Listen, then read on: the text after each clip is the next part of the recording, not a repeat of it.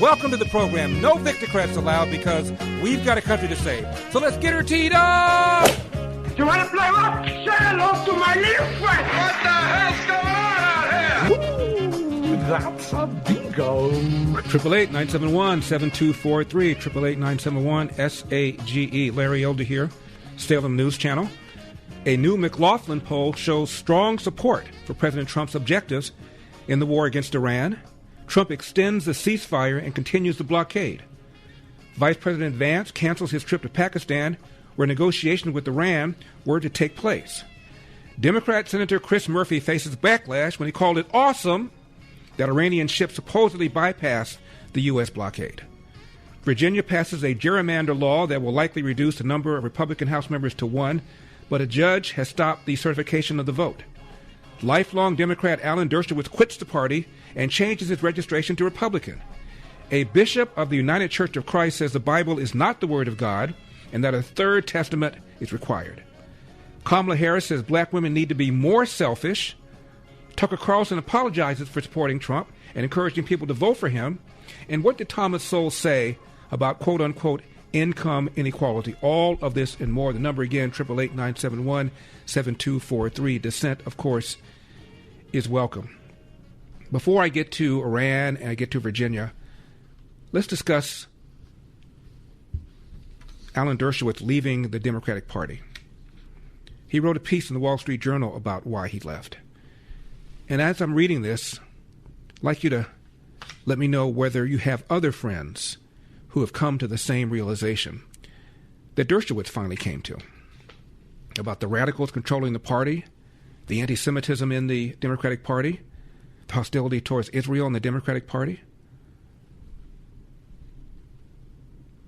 Here's what Dershowitz said. Headline, Why I'm Becoming a Republican.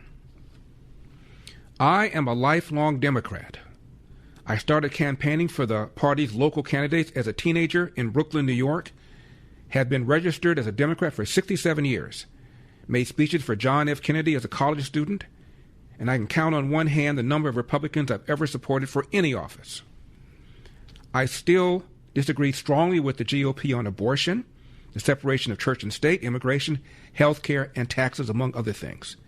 Yet I've decided to bite the bullet and register as a Republican. Then he starts talking about why. The Democratic Party has become the most anti-Israel party in U.S. history. Last week, all but 7 Senate Democrats voted for an arms embargo against the Jewish state. And an avowed enemy of Israel, Abdul el-Sayed, is gaining ground in the Democratic campaign for U.S. Senator from Michigan. Abdul Sayed is the one that has embraced Hassan Piker, who said that Hamas is 1,000 times better than Israel. But I digress. Back to Dershowitz. There is no denying that the hard left, anti-Israel wing of the Democratic Party has moved from the fringe to the mainstream. Until recently, there was an age gap, with younger voters more strongly opposing Israel, but recent polls suggest that the trend now includes Democrats of all ages. Republicans have their own anti-Semitic fringe, but for now it remains a fringe. I believe that the Democratic Party's hostility to Israel represents a deeper and more dangerous shift away from the center and toward a radical approach that is bad for America and for the free world. So I intend to work hard to prevent the Democrats from gaining control of the House and the Senate, and I urge those who share my concerns about the increasing influence of radicalism in the Democratic Party to vote, campaign, and contribute for continued Republican control of Congress. I will contribute money to Republican candidates, campaign for them, make speeches at Republican events, and urge pro-Israel Americans to change party affiliation or to at least vote against Democrats. Until something changes, I will vote Republican for representative, senator, and president. I wish I could designate myself as a foreign policy Republican, but there's no such option, so I have to go whole hog. By registering as a Republican rather than as an independent, maybe I can have some influence on moving some Republican policies towards the center. I have given up trying to change the Democratic Party. My main goal is to send a message that many traditional Democratic voters can't accept what it's becoming. A replica of left-wing European parties that are hurting their countries. Americans generally tend toward political moderation, but both parties have become more extreme, in part due to low turnout primaries that attract passionate ideologues. Younger voters who tend to be more extreme are playing a more active role in politics. They may moderate as they get older, but the trend among Democrats is unmistakable. A hard left turn that is most evident in changing attitudes towards Israel. If the Democrats pay a heavy electoral price, perhaps they will wise up and move back to the center, where I and others could rejoin it. I don't know if that is a realistic possibility, but it's worth a try. End of quote. It's about time for people like Alan Dershowitz to wake up. I don't know what took so long. When you got people like Zohran Mamdani running for mayor, let alone getting elected, a member of the Democrat Socialists of America, and a supporter of BDS, Boycott, Divestiture, Sanctioned Israel, that Chuck Schumer called anti-Semitic. Yet Chuck Schumer, to my knowledge, has never called Zohran Mamdani anti-Semitic, even though he embraces the policy that Schumer himself once called, I presume continues to call anti-Semitic. When you have all these Democrats voting to cut off arms to Israel, what is this? When this guy who's running for Senate in Michigan campaigns with and supports Hassan Piker, who's made vulgar comments about what happened on October 7th, I don't care if some Israeli women get raped, and that Hamas is 1,000 times better than Israel. What are we talking about here? What are we doing? When you have Democrats referring to Israel as having committed genocide in its war against Gaza, when we killed more civilians compared to combatants in Afghanistan and in Iraq, what is going on here?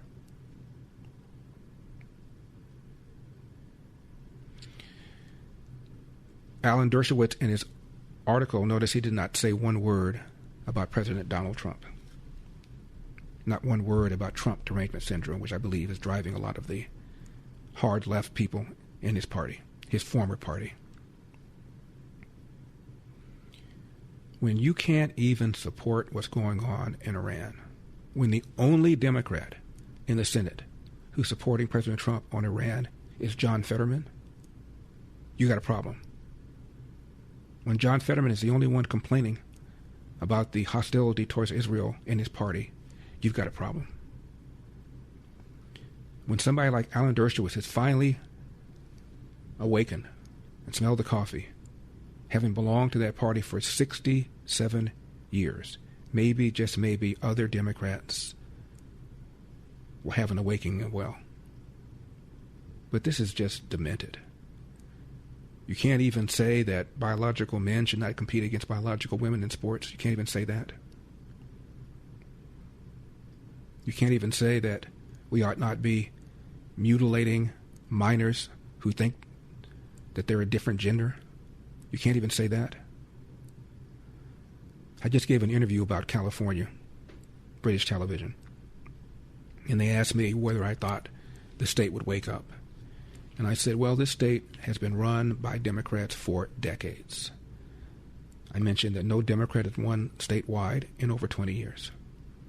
Democrats control the Senate and control the Assembly, not by majorities, but by supermajorities. And you have a guy like Gavin Newsom, who was a 2-term mayor of San Francisco and promised to end homelessness in that city by his 2nd term. He's a 2-term lieutenant governor, served for 8 years, and will soon have served 8 years as governor. So his fingerprints are all over this state. Alan Dershowitz is switching primarily because of Israel, not because of the crazy policies of taxing, spending, and regulating. In fact, Dershowitz said he disagrees with the Republican Party over taxes. Really? Even the Washington Post, as we discussed last week, even the Washington Post says that wealthy people are not undertaxed. They are overtaxed.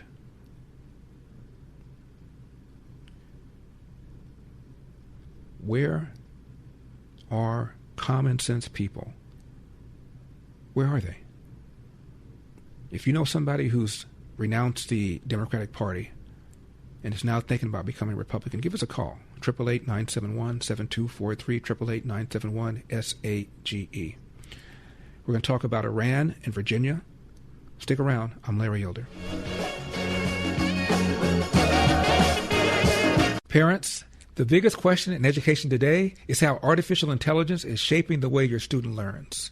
Artificial intelligence is changing education faster than most schools are willing to admit, and many families are rightly concerned. At Patrick Henry College, the goal isn't to outsource thinking to machines. It's to train students to think for themselves.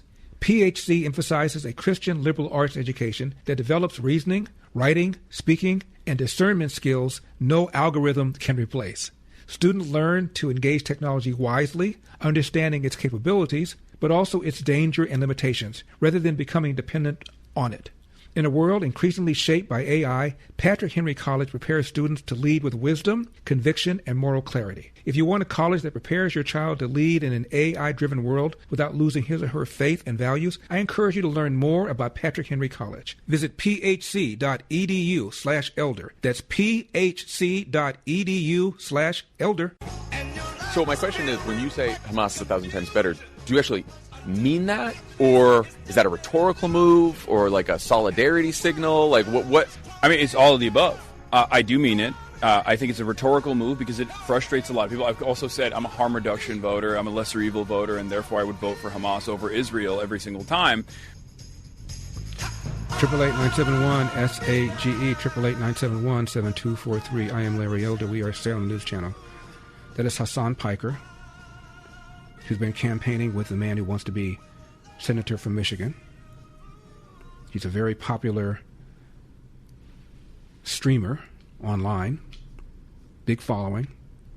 Of course, it's referred to Israel as having committed genocide. Hamas is 1,000 times better than Israel. This is just sick. But he is not treated like some sort of diseased entity. It's beyond me, but he's embraced by a lot of Democrats, supported by a lot of Democrats, certainly hasn't been denounced by Democrats. Do we have what he said about the Republican Party, Mr. McConnell? Yeah. Play number 36. I hate Republicans. I oppose them. I say that all the time. I think that the Republicans are far more damaging. The biggest terrorists, the biggest domestic terrorist in this country, the biggest terrorist internationally is the Republican Party. And not only that, but it's just like I want to fight against the growing fascist movement in this country. I want to fight against the growing fascist movement in this country. Democrats, Republicans are terrorists. And if this guy has a huge following, appears on a lot of podcasts, has been embraced by at least some Democrat politicians, tells you everything you need to know about the contemporary Democratic Party. Now, despite polls purporting to show opposition to the war in Iran, a new McLaughlin poll, which shows you how important it is to phrase the question a certain way, had an entirely different outcome. They focused on likely midterm voters. And the question framed the central issue, stopping Iran's nuclear ambitions. If you phrase the question, do you support stopping Iran from getting a nuke? Things change. A majority of voters, 52%, approve of military action to eliminate Iran's nuclear and missile programs. 87% of Republicans do. Only 28% of Democrats and only 23% of Harris voters do. If you watch President Trump's address about the military action, you have a different view. Voters who watch President Trump's address supported the war by 67%.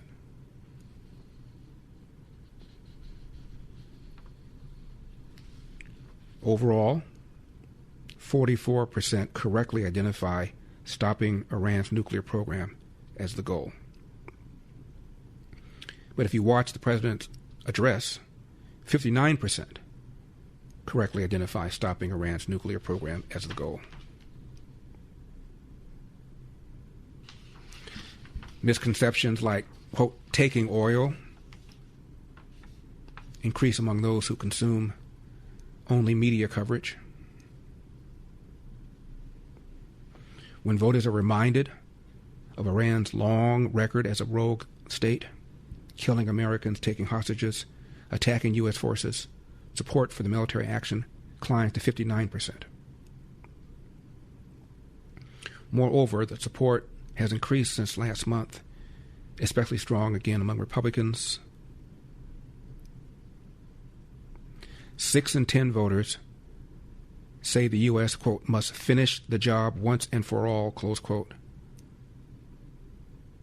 60%. 61% believe Iran would use nuclear weapons against the United States, its military, or its allies if given the chance. Only 20% disagree. Now, Democrats like Hakeem Jeffries, the Democrat House leader, has been saying, as have many Democrats, that Iran did not pose any kind of imminent threat. This was just on 60 Minutes. Number 8. The war with Iran hinges on 3 letters, HEU, and it's believed Iran has enough of it underground to eventually make 10 nuclear bombs. What would it take for the U.S. to secure that highly enriched uranium? You'll hear about a covert mission that took place 32 years ago and why a similar operation in Iran would be so difficult. Would an operation like this be worth risking American lives? In my opinion, yes. Now, this was on 60 Minutes on CBS, talking about the enriched uranium Iran has. Yet you have Democrats saying Iran posed no imminent threat. Play it again. The war with Iran hinges on 3 letters, HEU, and it's believed Iran has enough of it underground to eventually make 10 nuclear bombs. What would it take for the U.S. to secure that highly enriched uranium? You'll hear about a covert mission that took place 32 years ago and why a similar operation in Iran would be so difficult. Would an operation like this be worth risking American lives? In my opinion, yes. Now, this is New York Representative Mike Lawler on MSNBC squaring off with Katie Tur over the Iran war.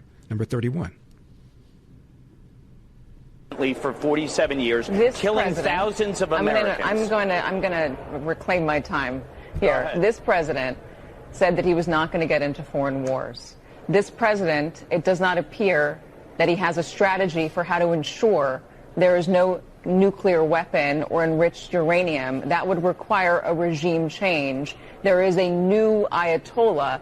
They have made no concessions on that. I'll ask you this instead. And I'm not defending this regime. I don't think they're good. No one does. Well, frankly, some of my colleagues seem to be defending them, which is really quite jarring. Hold on. What is your line for how this would be considered a success? What does the president need to get out of this from the Iranians to determine or deem this war a success? Okay, so let's go through it. Number one, would you agree that the elimination of the Ayatollah, the clerics, and the leadership of the IRGC was a positive step forward? There's a new Ayatollah who might be much more hardline. You say that. There's a new Ayatollah who might be much more hardline. It's amazing, Katie. Based on what? Based on what? The guy has not even been seen in 8 weeks. Based on the reporting that we have, the best reporting that we have about him. The best reporting. You all repeat the same. You all repeat the same talking point. You all repeat the same talking point. You're on the Foreign Affairs Committee. Well, I am on the Foreign Affairs Committee, and I am the chair of the Middle East, and I actually do sit down and engage on these issues. You're literally repeating the same nonsensical talking point that every member of the media does and every far-left Democrat does, that this is now a much much more hardline Ayatollah. Give me. Is Iran winning? Are you kidding me? I'm Larry Elder. Come on, girl. Reach out for me. Reach out. Does, and every far-left Democrat does, that this is now a much more hardline Ayatollah. Give me a break. The fact is, you have seen the Ayatollah, you have seen the clerics, and you have seen the leadership of the IRGC eliminated. You have seen the ballistic missiles program severely debilitated. You have seen their naval fleet nearly obliterated. Yes, there are still issues to resolve, including the enriched uranium. But as CBS News reported this weekend, they had the capabilities to produce 9 to 11 nuclear bombs. Would you have liked to wait until they actually had the nuclear bomb? Would you have liked to wait until they used the nuclear bomb? Would you have liked to wait until they use it in a negotiation? So Congressman, decisions had to be made. 888-971-SAGE, 888-971-7243. I am Larry Elder.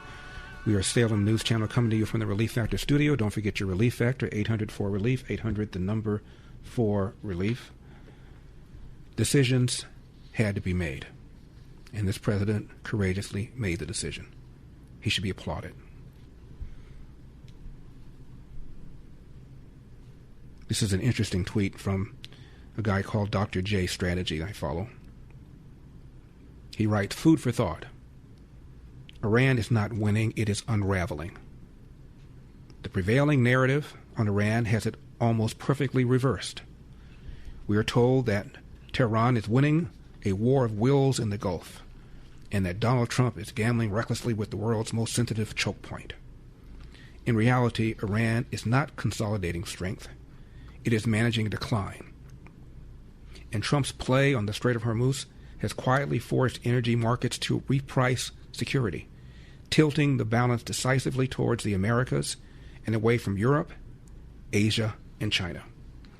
The Islamic Republic no longer resembles a confident revolutionary project. With the old clerical core leadership shattered, power has splintered between a camp that recognizes a deal with the outside world as the only path to survival, and the Islamic Revolutionary Guard Corps, a class of military dictators with guns, patronage networks, and a rational fear that any genuine settlement would ultimately throw them overboard. This is not a unified strategy at work. It's infighting, paranoia, a fragmented system in late-stage decay, crumbling under pressure. Into this fragmentation, the White House has introduced a form of calibrated coercion, too often caricatured as impulsive. Around the Strait of Hormuz, Washington has threatened disruption without fully triggering it, forcing ship owners, insurers, and policymakers to absorb a hard truth.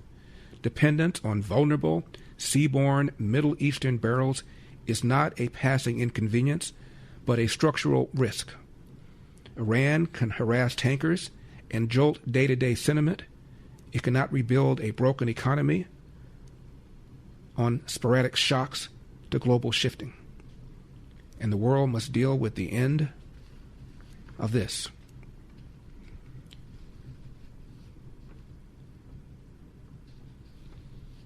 Sun Tzu insisted that all warfare is based on deception. Trump, deliberate use of disinformation. A visible but limited naval posture in and around Hormuz amount to a modern use of sea power as economic statecraft. Energy markets are already adjusting. Tankers are headed to the Gulf of America. In a world where a single strait can risk economies in Europe and Asia without ever being fully closed, other routes deserve an examination. The Americas sit in an enviable position. Vast, politically stable hydrocarbon resources, multiple pipelines and ports, and no dependence on distant maritime choke point controlled by adversaries. By contrast, Europe and much of Asia and China find themselves downstream of vulnerabilities they do not control and regimes they cannot stabilize.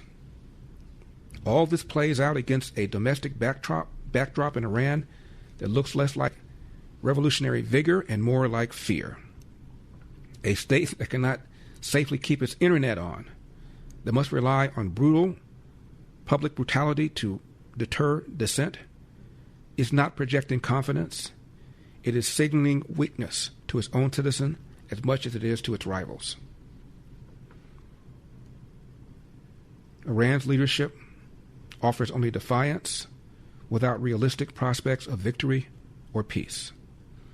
The uncomfortable conclusion for those insisting that Tehran is winning is what they are observing is not the rise of a regional power, but the unwinding of a brittle regime at the center of an overexposed energy system. No, they are losing. They're losing big time.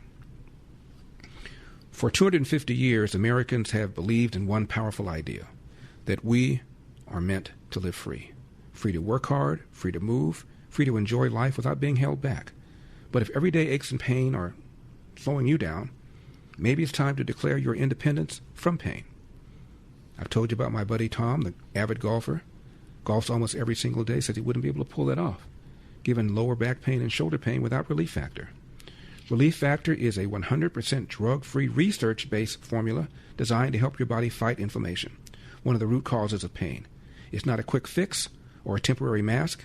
It works from the inside out, at the source. Relief Factor was created so people could get back to living life on their terms, walking, working, exercising, and enjoying the moments that matter. 3-week quick start is ready for you. ReliefFactor.com, ReliefFactor.com, 800-4-RELIEF, 800 the number 4 relief.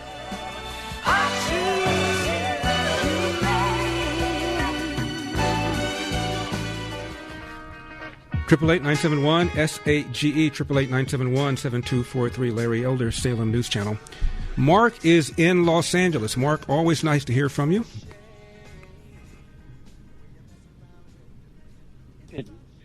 Oh, this is, well, actually, the reason why Israel is losing a lot of popularity, and of course you and Fox are the only two networks that don't ever cover that. How come you guys never talk about how many innocent people have been killed by Israel? And before you say they have every right to attack Hamas and wipe Hamas off the map, and same thing with the people in Lebanon. But meanwhile, they've killed 2,000 or 3,000 people in Lebanon, civilians, and they kill what? Anywhere from 12 to 30,000 in Gaza? All Lebanon has to do is stop attacking Israel. All Hamas has to do is stop attacking Israel, and the killing stop. Mark, it's not complicated. Larry, Lebanon, Mark, the government has no power. To quote the late great Golda Meir, if the Palestinians laid down their arms, there would be peace. If the Israelis laid down their arms, there would be wholesale slaughter. And you've got to know that, Mark. Okay. Have you read the Hamas charter? Have you read it? Okay. And you're saying that's most Palestinian people want to kill Israel. So that's pretty. Did you answer my question? Have you read the Hamas charter? No, I have not. Okay. It calls for the not elimination of Israel, but the elimination of Jews anywhere and everywhere, and that means you. Right, Larry. That's not most of the people. Actually, it is. Actually, it is. The polls show that even after October 7th, that caused the war, the majority of people in Gaza still support Hamas, still supported what Hamas was doing. That's just disease. Of course, it's true. I'm just making it up, Mark. Of course, it's. I'm making it up. Of course, it's. The majority of people living in Gaza support what happened on October 7th and support the war against Israel. Majority. Now, assuming I'm happy you said it's not true, because that means if it is true, then you would agree with me. If it is true, correct? Right. Okay.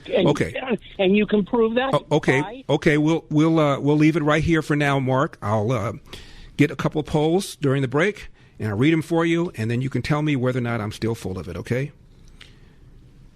Mr. McConnell, will you tell Chris to go online and find a couple polls that took place during the war between Israel and Hamas that show the majority of people in Gaza still support Hamas. There were at least 2 or 3 polls I saw. Here's something most people don't know. When Warren Buffett was just 13 years old, he didn't put his money into a savings account. While other kids were earning next to nothing at local banks, Buffett put $114 into a little-known investment. Today, that $114 would be worth over $15 million. And it wasn't a risky trade. It wasn't even insider knowledge. It was an account that's been around since 1888. And over the last 25 years, it's averaged 29% a year. That's what happens when your money is allowed to compound. Compare that to today's savings accounts, paying less than 0.5%. While inflation quietly eats away at your buying power. Buffett understood early, banks are great businesses, just not for savers. If you'd like to see what some investors call the 29% account, go now to secretaccount29.com. That's secretaccount, the numbers 29.com. Secretaccount29.com. 888-971-SAGE is the number. Let's get back to the exchange between Representative Lawler and the host on MSNBC, number 32. Is far different than actually taking concrete steps to do something about it. Do you believe this administration had a real strategy for how to go in there and how to ensure that there would not be a nuclear bomb? That would require regime change. And instead of regime change, we've gotten a religious regime to a more hard-lined military regime that is currently in place. The discussion I was just having showed that the Iranians are picking the U.S. negotiators demanding Vice President Vance, and you may say they're backed into a corner, but that corner includes leverage over the Strait of Hormuz, which fuels the global economy and has put everybody under strain, and they don't seem all that unwilling to use it and to continue to use it for quite some time. So they may be backed into a corner, but that corner is well stocked. And it appears the president is the one who is more desperate in this moment. Do you not agree? Well, let's look back. Barack Obama engaged in a 7-month conflict in Libya that resulted in a civil... We don't need to go back to Barack Obama. No, we do. We do. Excuse me, Katie. No, we don't. Excuse me, Katie. Yes, we do. I want to live in the moment, and I don't want to do a 10-minute detour for President Obama. It's not a detour. It's not a detour. It's a relevant fact. Okay, we were in a 7-month war in Libya that resulted in a civil war. Chuck Schumer and Nancy Pelosi fully endorsed it, fully embraced it, said everything was great and the president was well within his authority. How does that make this war okay or better? Excuse me, do we have Katie, to justify what happened then in order to ensure now? I'm talking about this president. I know you just want to spew out. I know you just want to spew out the talking points for the left here. But the fact is this: this was a just war that the president engaged in to stop this regime from possessing a nuclear weapon. And ultimately, okay, you can say that over the past 8 weeks, in your opinion, seemingly nothing has been done. But the fact is, their leadership is gone. The Ayatollah is dead. The clerics are dead. The leadership of the IRGC is dead. The remnants are what we are dealing with right now. And yes, if you think they're using the Straits of Hormuz as leverage is a problem, what do you think it would have been if they actually had a nuclear weapon? What do you think they would have done using a nuclear weapon to extort the rest of the world? The president made a very difficult decision, but it was a necessary one. And the fact is, yes, things have progressed significantly forward. For the first time in a very long time, they are actually engaged in real negotiations over their 60% enriched uranium. They are engaged in negotiations over their financing of terrorism. And yes, they are trying to kick and scream along the way. But the fact is, this is a belligerent regime. We all know that. That's why there was a problem. That's why there's been a problem for 47 years. What is amazing to me is all the people on Capitol Hill who have said this is a problem, all the members of the media who have said this is a problem, but because something was actually done, now say, oh, I can't believe we did something. Give me a break. The fact is that they needed to be dealt with, and somebody actually took action to go after a regime that has acted belligerently for 47 years, killing thousands of Americans. I'm going to. This is really not complicated. Why is John Fetterman the only commonsensical Democrat up there? Number 22. This is a profound inflection point in this situation. I would not going to be on the side to vote, say, well, let's just give up or now not demand Iran can't ever become a nuclear power. That's not a new thing for Democrats. That is part of our platform. That's right. Kamala Harris said that's our top concern. The military operations are always on the table. Should not be complicated. Right now, our Jewish friends feel forgotten. There's a Jewish woman named Esther I'd like to tell you about. In her home in Israel, Esther is living through days and nights of fear. Sirens sounding, rockets screaming through the sky, long stretches spent in a bomb shelter. 84 years old, Esther is elderly, fragile, and alone. Imagine that. No help, no food deliveries, no medical care, no one knocking at the door. In a war zone. But because of friends like you, Esther is not alone.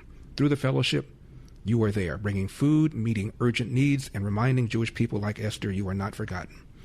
In times of fear and uncertainty, your compassion brings hope and help. Esther asks that you hear these words. To those who give, you are doing a very great mitzvah, a good deed. You give from your hearts, may God protect you. Stand in prayer with Israel by visiting supportifcj.org, supportifcj.org.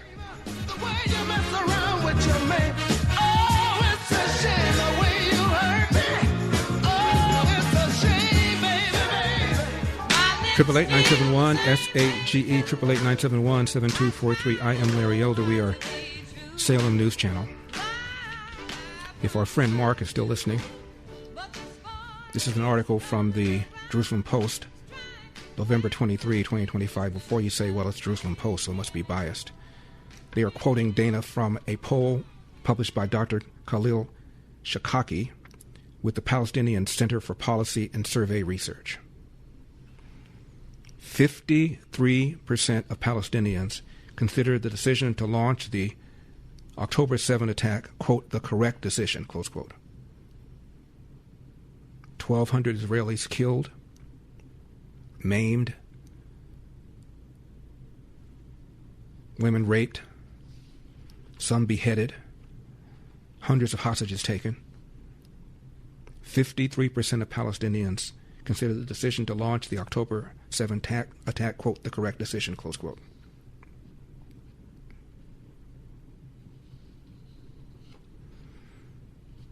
It's more than half the Palestinian public. Gaza, West Bank. 59% in the West Bank. In Gaza, it's down to 38%, but now went back up to 44% after the prisoner deal.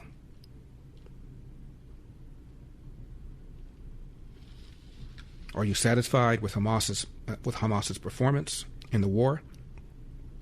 66% in the West Bank say yes, and 51% in Gaza say yes. The majority of Palestinians support Hamas. The majority of Palestinians support what happened on October 7.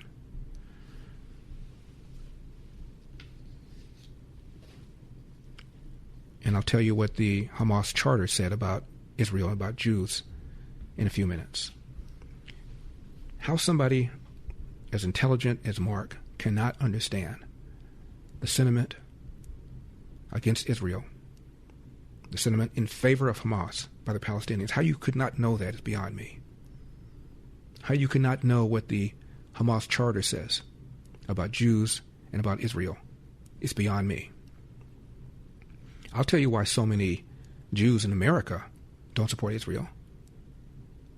Because the majority of Jews have never been to Israel. And many Jews in America are liberals before they support Israel. They're like Gentile liberals. Couldn't care less. That's why. They believe that Donald Trump is a bad guy, that rich people don't pay enough their fair share in taxes. They're climate change radicals.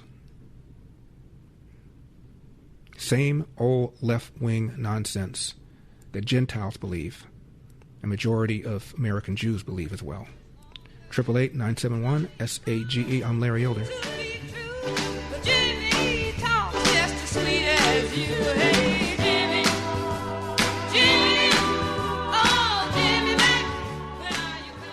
So let's get her teed up! You want to play what? Say hello to my little friend! What the hell's going on out here? Ooh, that's a bingo! 888-971-SAGE. 888-971-7243. I am Larry Elder. We are Salem News Channel. If our friend Mark is still listening, this is the original charter of Hamas. It's been revised. This is 1988. It's been revised in 2017. But if you read the revision, it's still the same hateful document calling for the abolition of Israel. It's called the Covenant of Hamas. These are just some excerpts.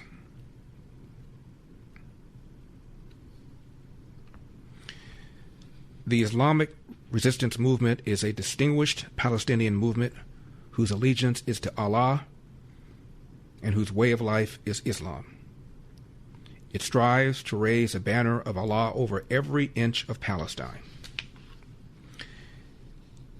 Israel will exist and will continue to exist until Islam will obliterate it, just as it has obliterated others before it. The land of Palestine is an Islamic holy possession. No one can renounce it or any part or abandon it or any part of it. Palestine is an Islamic land. Since this is the case, the liberation of Palestine is an individual duty for every Muslim wherever he may be. The day the enemies usurp part of Muslim land, jihad becomes the individual duty of every Muslim. In the face of Jews' usurpation, it is compulsory that the banner of jihad be raised. Ranks will close, fighters joining other fighters, and masses everywhere in the Islamic world will come forward in response to call of duty, loudly proclaiming, "Hail to jihad." The cry will reach the heavens and will go on being resounded until liberation is achieved. The invaders vanquished, and Allah's victory comes about. Peace initiatives and so-called peaceful solutions and international conferences are in contradiction to the principles of the Islamic resistance movement.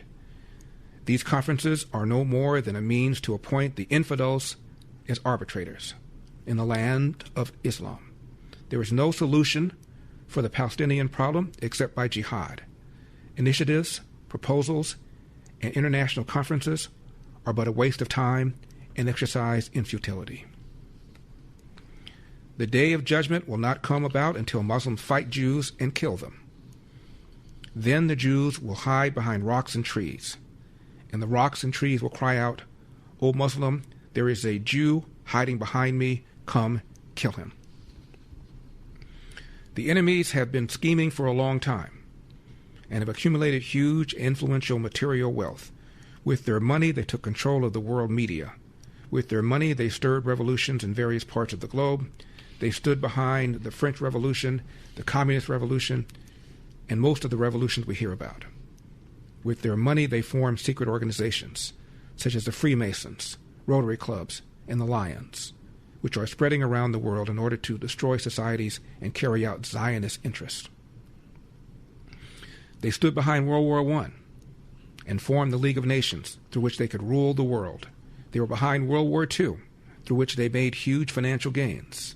There is no war going on anywhere without them having their finger in it. Zionism scheming has no end, and after Palestine, they will covet expansion from the Nile to the Euphrates River. When they have finished digesting the area on which they have laid their hand, they will look forward to more expansion. Their scheme has been laid out in the protocols of the elders of Zion. Hamas regards itself as a spearhead and the vanguard of the circle of struggle against world Zionism. Islamic groups all over the Arab world should also do the same, since they are best equipped for their future in the fight against the warmongering Jews. That's just some excerpts, Mark. And again, the majority of Palestinians support Hamas. The majority of Palestinians support this. Support what I just now read. Majority of Palestinians support what happened on October 7th, despite the war, despite the loss of life. And when you talk about innocents being killed, no question there are civilians being killed. When you have urban warfare, it is going to happen. But when you look at the number of civilians killed versus combatants killed, the IDF, the Israeli army, by percentage, killed fewer civilians than we killed in Afghanistan and Iraq. And nobody accused us of committing genocide, did they? This whole culture over there is sick, it is evil, and that you were unaware of what Hamas charter said and are unaware of the popular support for Hamas in the West Bank, in Gaza, even after the loss of life, that you were unaware of this blows my mind. 888-971-SAG. Let's get back to Iran, and we're going to talk about the incredible vote in Virginia that will reduce the number of House members in that state, which is almost 50-50 between Republicans and Democrats, to 1. A judge has already blocked the certification of the gerrymandering that was passed last night by a small margin, but it still passed it.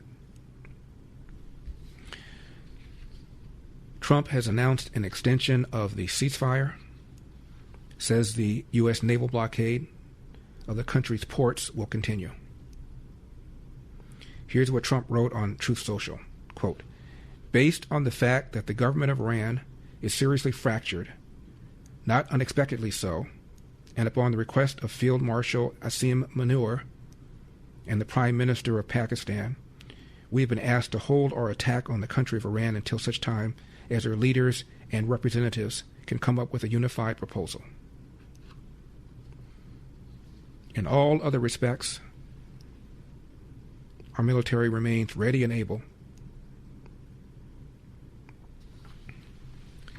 This is a founder of the president and founder of the Foundation for the Defense of Democracies, talking about how the Iranians are still underestimating President Trump. Number 23. There are only two power centers, have always been in this regime. One is the clerisy, the theocrats. That really meant Ayatollah Khomeini, the revolutionary leader. He was venerated. He killed thousands, but a lot of people venerated him. After 1989, it's been Khamenei. He had respect. The IRGC is not the regular military. It serves the supreme leader, the exalted one. I'm translating that a little better. But the political guys, they're handmaidens. They've always been handmaidens. They don't wear turbans and they don't have guns. That means they do what they're told at the end of the day. So there was never any question. This is kind of clarifying because now we see the IRGC is in control. Mojtaba, the son of Khamenei, he's theoretically the supreme leader. I don't know that he's conscious, much less making any decisions. Last thing I'll say that I think is important is to understand their strategy. Their strategy was articulated best by Sheikh Khalid Mohammed. You'll remember who he was. He was the architect of the 9/11 attacks. In Gitmo, in Guantanamo, he was interrogated, and he said, "We're going to win." And his interrogator said, "How do you think you can win against the U.S., against the superpower? How do you think that's possible?" He said, "Because we know you guys, and you guys will always quit." I think President Trump will not quit. That's my hope, and I have confidence that's true. I think he understands he doesn't want to be what Khalid Sheikh Mohammed thinks Americans are. And this is a journalist about the blocking of the Iranian ports, number 25. Well, this is really interesting because keep in mind that Iran is essentially a partner of the Chinese Communist Party. And so was Maduro-controlled Venezuela. If you take Venezuelan oil, combine it with Iranian oil export, that's about 18% of Chinese oil imports, of what China imports. So it really puts the squeeze on China if you're blocking that Iranian oil. And of course, the United States has already planted the American flag in Venezuela, and we're working with this interim government since we snatched Maduro essentially from his bed in Venezuela. So this is putting a squeeze on China. China finally essentially piped up and said, okay, we got to get the strait opened up. But notably, and as President Trump has noted, China's not willing to actually push the Iranians to stop their attacks on the United States. In fact, we do have some reported evidence that China is trying to sneak in some potential dual-capable parts to help the IRGC continue the fight. One more thing about Golda Meir. She said, as long as Palestinian mothers hate Israelis more than they love their own children, we're going to have this problem. 888-971-SAGE, 888-971-7243. I am Larry Elder. Do not leave town.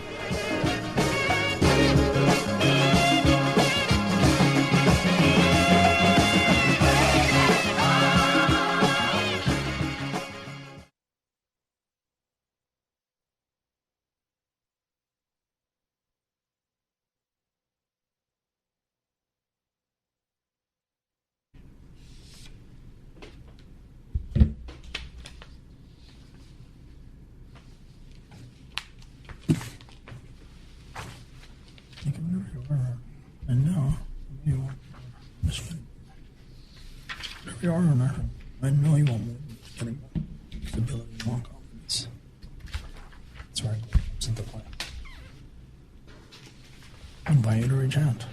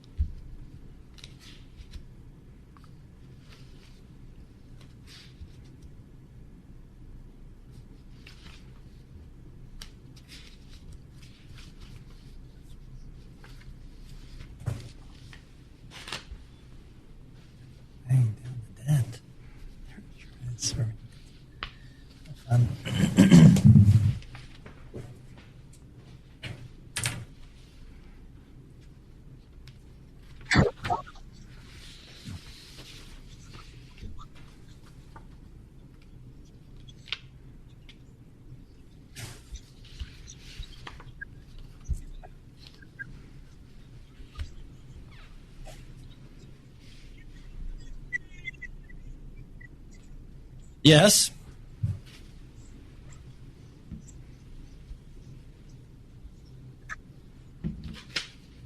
Oh, you want me to go back or you want me to go forward?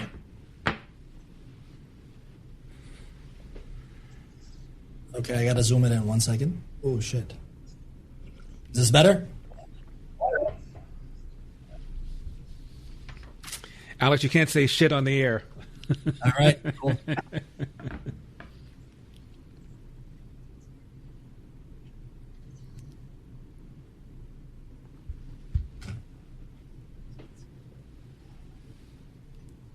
How about you?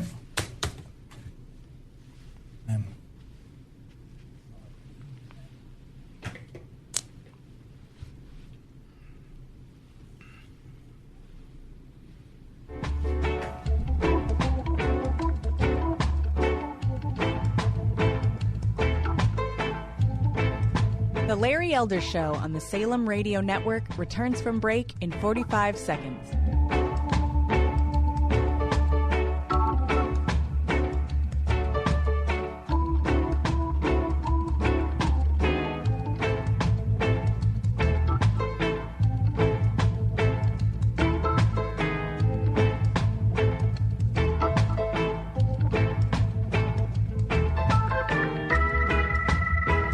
The Larry Elder Show on the Salem Radio Network returns from break in 15 seconds.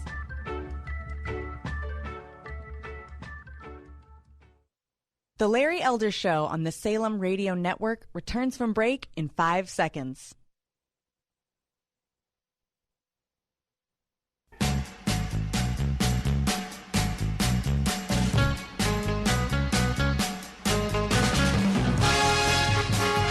Call Larry at 888-971-SAGE. That's 888-971-7243. Now from the Relief Factor studio, here's Larry. 888-971-SAGE, 888-971-7243. I am Larry Elder. We are Salem News Channel. Now, Eldorado, as you know, I bring on the most insightful, informed, intelligent experts on my show, and every Wednesday I bring on an expert in banking and the economy, whom I discovered. His name is Alex Abkarian. We just broke bread this weekend. He's a former banker, economist, and co-founder of Allegiance Gold. Alex, I've got 3 people who've written asking questions. And by the way, if you want to ask Alex a question, just email me, larryelder.com, and give me your question, and we'll try and ask Alex when he comes on every week. Alex, this one is from James. Every American, given the current confirmation hearings of the Federal Reserve chair that Trump nominated, knows there's a gap between the national debt and the GDP. It's widening and is no longer sustainable. So, isn't the Federal Reserve being forced into decisions that will affect every single person listening right now? What are those decisions, and how will they affect everyday Americans?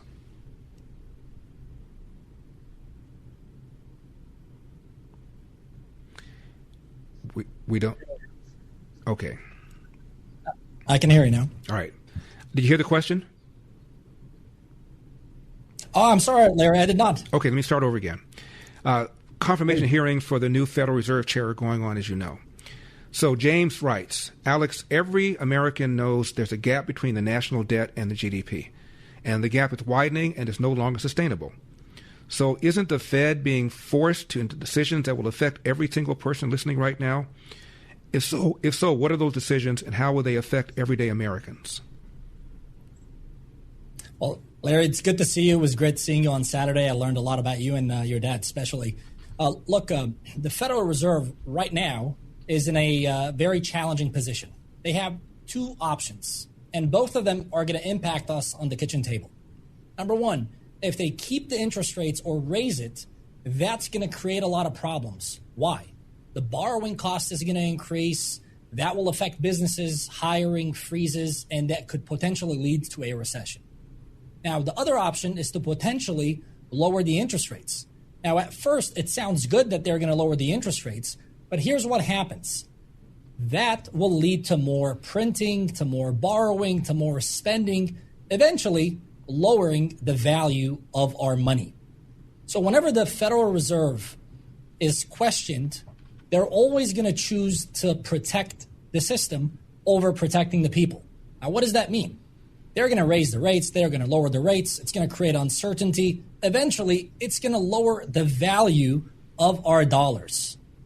Now, this is why it's important for me to lean in on our listeners and viewers, because this is where you have to start taking ownership and start protecting what you worked very hard for.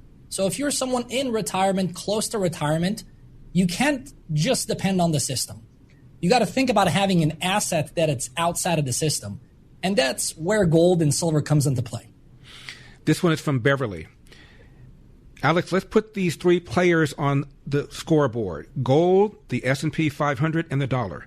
Over 25 years, 10 years, 5 years, and 1 year, who's winning, who's losing, and what does that tell us about the America we're living in right now?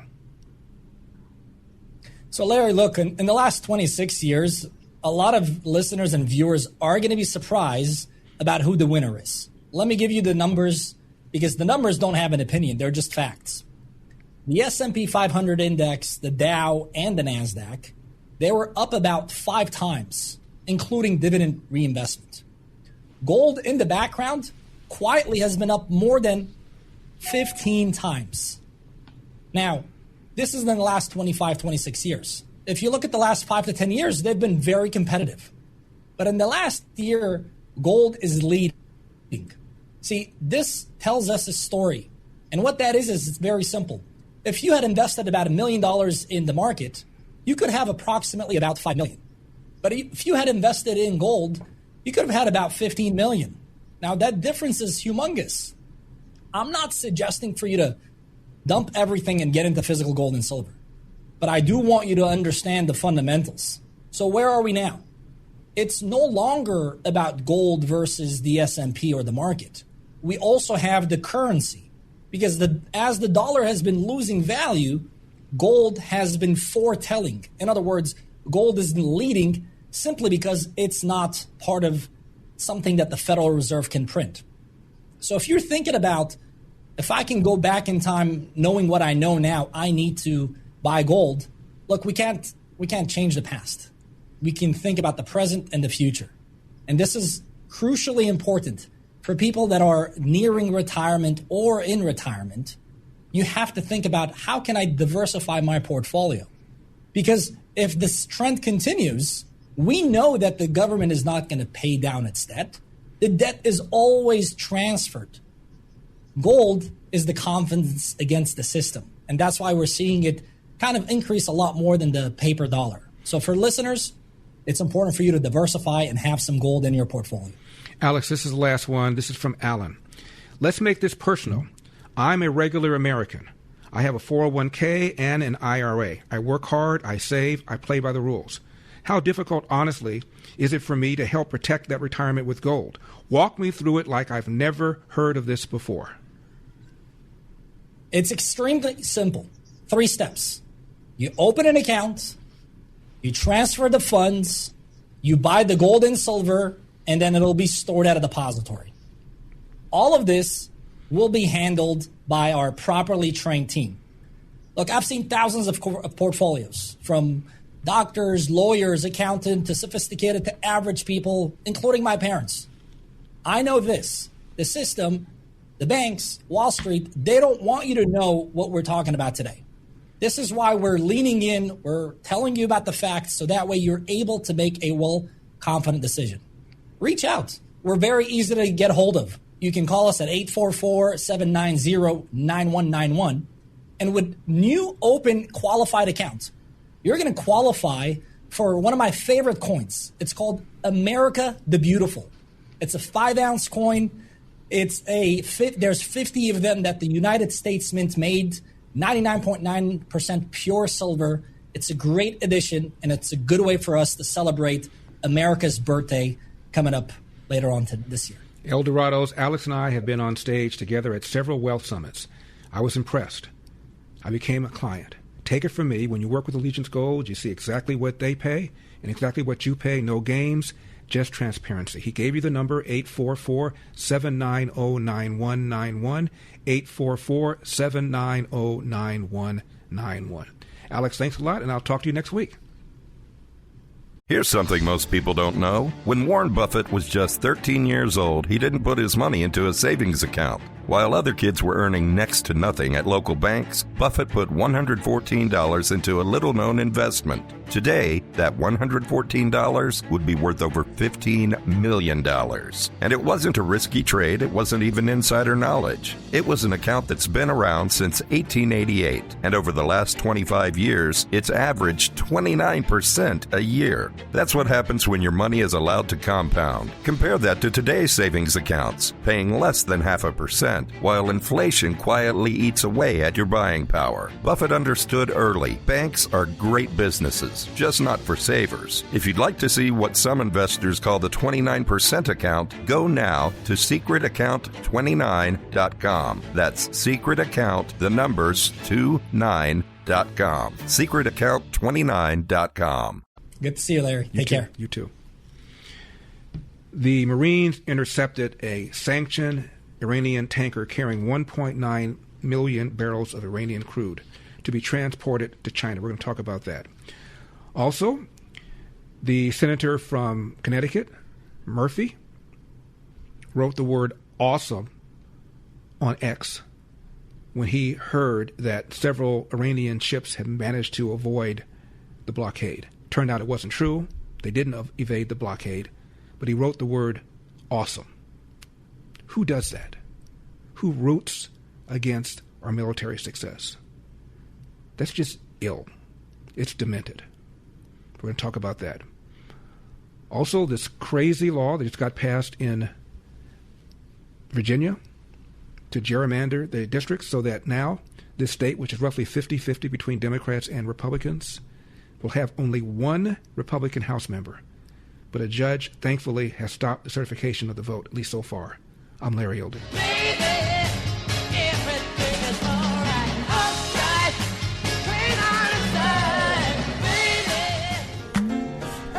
888-971-SAGE, 888-971-7243. I am Larry Elder. We are Salem News Channel. We're going to talk about Virginia and about their gerrymander that's been passed that would reduce the number of House members who are Republicans in that state from 5 to 1, even though the state is roughly 50-50 between Democrat and Republican. We're also going to talk about the debate going on tonight between the major candidates running for governor of California. Polls still show that Steve Hilton appears to be ahead. The early voting starts on May 4th. Sowell dropped out. Another candidate has dropped out. She had about 3 or 4%.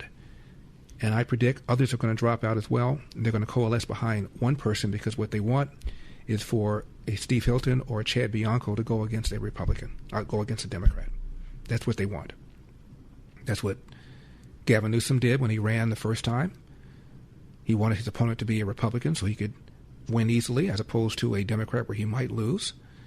And running for Senate, Adam Schiff did the same thing to try and make sure that he was going to run against a Republican. Steve Garvey, nice guy, but he was clearly going to crush him and did, which is why he wanted him to be his opponent. 888-971-SAGE is the number. Nancy is in Philadelphia. Nancy, you're on the Larry Elder Show. Thank you so much for calling. Good evening, Larry. It's a pleasure to speak with you. My pleasure. To hear your screener voice, because I know she used to screen for Dennis Prager, who we all miss. Mm-hmm. I'm calling. I am a Philadelphia lawyer, and I also have a PhD in psychology. And I'm hoping maybe you can clarify for me, because I don't have the capacity right at the moment to do the research. But it's my recollection that the Alan Dershowitz, for whom there's a conservative love fest going on, was the leader at the ACLU at the time when they brought litigation to close all of the admittedly horrible psych facilities, in fact, in the country. And I believe he was good friends with Ruth Bader Ginsburg, you know, the wonderful liberal that she was. Of course. And you know, I have a problem with Mr. Dershowitz because I've never heard him accept responsibility for throwing all these very vulnerable people with mental health issues, whether or not created by drugs and alcohol, out onto the street, to live on the street the way that nobody would allow a stray dog to live on the street. And now he's Mr. Wonderful. Why? Because his friends on Martha's Vineyard don't want to be nice to him anymore. I got a problem with him. But, you know, I'm not sure that my memories. No, Alan has never had a position with the ACLU. He's never been the head of it. He's never been on its board, anything like that. I'm sure he believes everything they believe, but no, he's never been an official with the ACLU. My problem, Nancy, is deeper than that. If you read his article where he talks about why he's switching from Democrat to Republican, it was purely because of Israel. That's good. That's a strong reason. Don't get me wrong. But the other crap that Democrats are behind, taxing, spending, regulating, pro-choice, he's okay with all that stuff. So the only issue is Israel, as opposed to the deep left-wing rot within the Democratic Party. Well, I think he needs to admit and accept the ways in which he's a Hippocratic, two-faced individual. Okay, because I tolerate or stomach all the glowing reports about him, quite frankly. Well, fair enough, Nancy. Thank you so much for calling. You've called before. You're always welcome to call. The number is 888-971-SAGE, 888-971-7243. Bill is in Stevens Point, Wisconsin. Bill, you're on the Larry Elder Show. Thank you for calling. Hi, Larry. Thank you. I would like to tell you I appreciate you, greatly. I love listening to your show. So keep up the good work. Thank you. My comment is, with the Pope saying, what he brought is, I believe the Pope should look at, the planet does not need any more nuclear weapons. In fact, there should be less. Well, especially a country that vows to destroy America and destroy Israel. It's one thing to have nuclear weapons. France has nuclear weapons. Britain has nuclear weapons. A lot of countries do, but this is the only one who, if it had weapons, has vowed to use them to destroy essentially Western civilization. So That's the problem. Oh yeah, that too. I and I hate to say that I don't know what his view on that is, but when they openly, talk the way they do, it is no good. Yeah, I've not heard the Pope weigh in on them chanting death to America and death to Israel. Now, every spam call, every scam text, every sketchy email with your name, each one starts the same way. Somebody found you. Your phone number is sitting on data broker sites as we speak. So is your home address, your email, your age, even the names of your family members. All of it searchable and for sale. And scammers don't need to be hackers to get it. They just need Google in 5 minutes. Every scam starts with one thing: your personal info being available to the wrong person. So forget the spam filters and the call blockers. The real fix: disappear. That's what Incogni does. They contact hundreds of data brokers and legally force them to remove your information. I'm using Incogni to get my names and info away from these data brokers. They can't spam you if they can't find you. Right now, get 60% off an exclusive deal at incogni.com/Larry. Go to incogni.com/Larry. Take back your privacy. That's Incogni, incogni.com/LARRY. 888-971-SAGE. Do not leave town.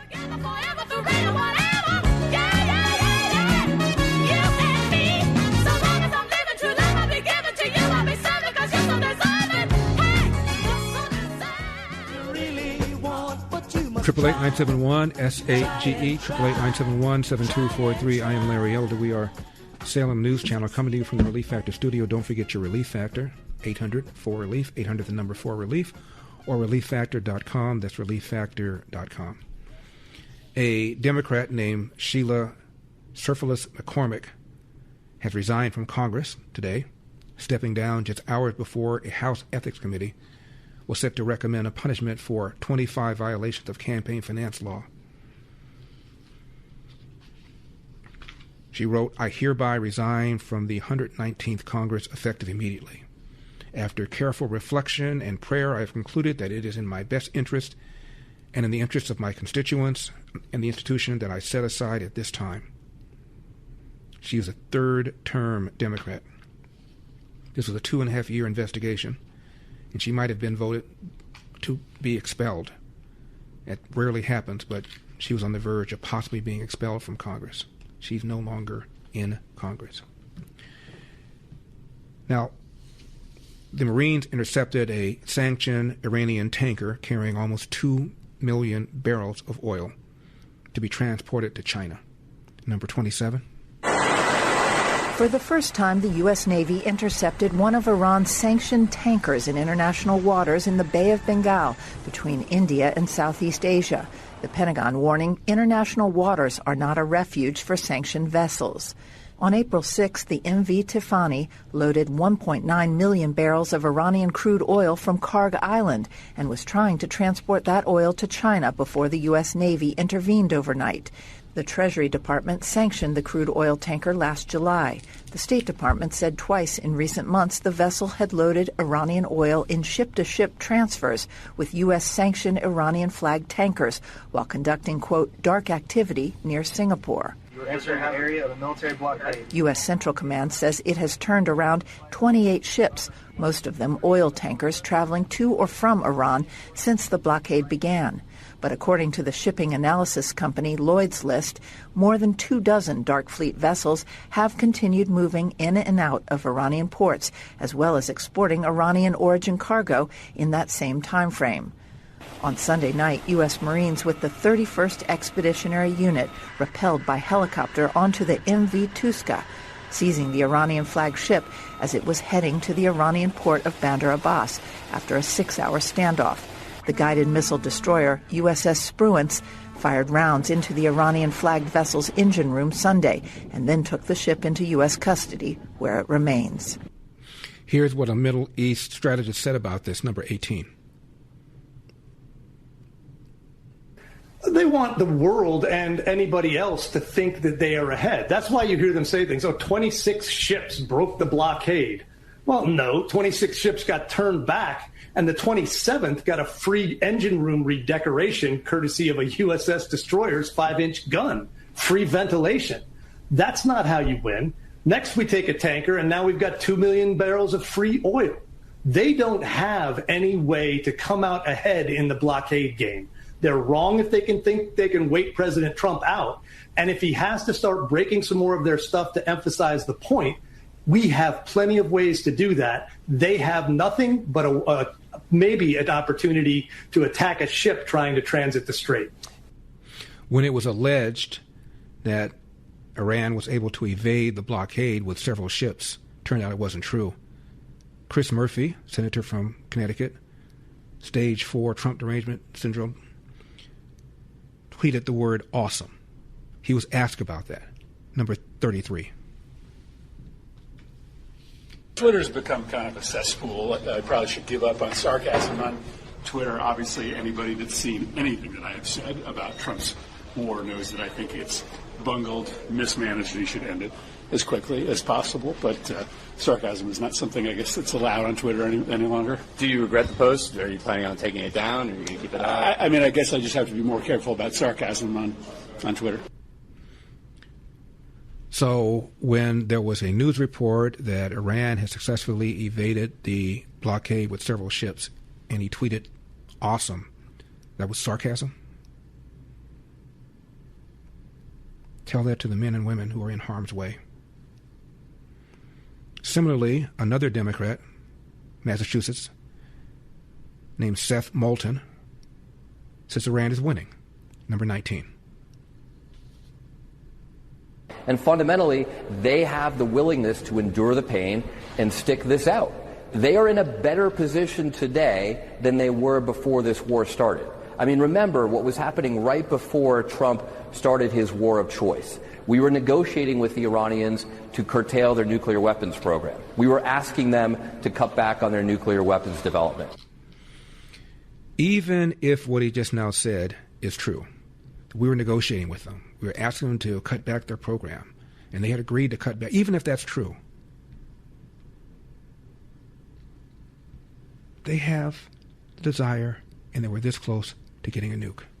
Once again, this is 60 Minutes on Sunday, number 8. The war with Iran hinges on 3 letters, HEU, and it's believed Iran has enough of it underground to eventually make 10 nuclear bombs. What would it take for the U.S. to secure that highly enriched uranium? You'll hear about a covert mission that took place 32 years ago, and why a similar operation in Iran would be so difficult. Would an operation like this be worth risking American lives? In my opinion, yes. Again, Fetterman is the only one up there on that side of the aisle. Number 22. This is a profound inflection point in this situation. I would not going to be on the side to vote, say, well, let's just give up or now not demand Iran can't ever become a war power, a nuclear power. That's not a new thing for Democrats. That is part of our platform. That's right. Kamala Harris said that's our top concern, and the military operations are always on the table. This isn't like a radical idea, but what's happened now for over 50 days, every single Democrat has been criticizing it and saying it's illegal, dumb, and all those things. They're not going to decide to change their mind and say, oh, by the way, that's not happening. Illegal. Obama joined the British and the French in bombing Libya after Muammar Gaddafi had already given up his WMD. Did it for 7 months. But that was okay, though. Our founders believed that freedom wasn't just a word. It was a way of life. The freedom to move forward, the freedom to pursue what matters most, the freedom to live fully. But pain is a way of taking those freedoms away. That's why Relief Factor exists. I've told you about Kirk having difficulty going up and down the stairs in the morning until he listened to me, began taking Relief Factor. After 7 days, he calls and says, this is working. Relief Factor is a 100% drug-free, research-based supplement designed to help support a healthy inflammatory response, addressing pain at its source, not just covering it up. Over 1 million Americans have found relief and reclaimed parts of life they thought were behind them. So this year, as we celebrate 250 years of freedom, ask yourself a simple question. Are you living with the freedom you deserve? Relief Factor gives you the chance to live pain-free and to get back to the life you love. Try Relief Factor today for just $19.95. ReliefFactor.com, ReliefFactor.com, 800-4-RELIEF, 800 the number 4 relief. Try and try. You'll succeed at last. 888-971-SAGE, 888-971-7243. I am Larry Elder. We are Salem News Channel. So much to get to. You know the Southern Poverty Law Center, the organization that was designed to monitor hate groups. They're now under investigation for giving money to hate groups. You can't make this up. You heard about the Stop Nick Shirley Act that's being pushed through the assembly here in California? That's right, to prevent people like Nick Shirley from exposing the fraud, making it more difficult to expose the fraud, as opposed to celebrating this guy. And the co-author, or the primary author of the Stop Nick Shirley Act, that's what opponents are calling it, that's not what they call it, is the wife of the California Attorney General, whose job it is to prosecute people who are engaged in fraud. Again, I'm not making this up. Virginia passes a gerrymander law that would reduce the number of Republican House members in that state from 5 to 1. Bishop of the United Church of Christ says the Bible is not the Word of God and that a third testament is required. Kamala Harris says black women need to be more selfish. Tucker Carlson apologizes for supporting Trump and encouraging people to vote for him. And what did Tom Sowell say about income inequality? All of this and more, 888-971-SAGE. By the way, I got a letter from Food for the Poor thanking all of you for your generous donations to that organization. And as you know, we raised more money than any of the other Salem hosts, all because of you. By the way, if you still want to support Food for the Poor, there's another way you can do it. My question is simple. Why are you overpaying your wireless company that doesn't share your values? I've set up something called sagewireless.com. All one word, sagewireless.com. Same nationwide network. Plans range from $25 to $60 a month. You keep your phone, you keep your number, and get this, a percentage of every bill feeds families through Food for the Poor. I told you conservatives give far more money to charity than do liberals, and your phone bill will prove it. sagewireless.com. I'll talk more about that later on. Senator John Kennedy about Mr. Eric Swalwell, number 6. I don't know whether I ought to do this, but I'm going to do it. I don't hate anybody. I've said that before standing here. I don't. I do not. When I pray, I pray. God, don't let me hate, because it is hard up here. It's not worth it. But if I had a short list of people that I would consider hating, Congressman Eric Swalwell would be on it. Okay. It gets better. He's just getting warmed up. So are we. I'm Larry Elder.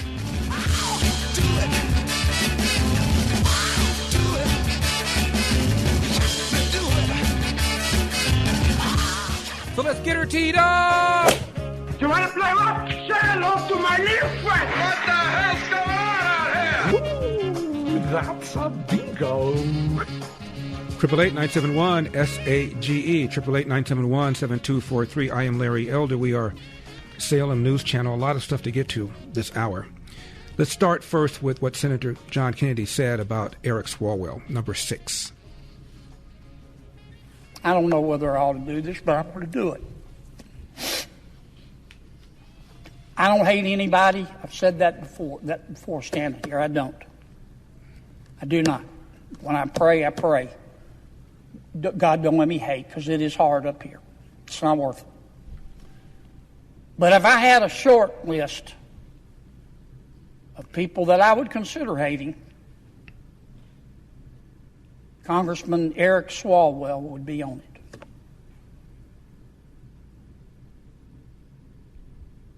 He has undermined the confidence of the American people in this body.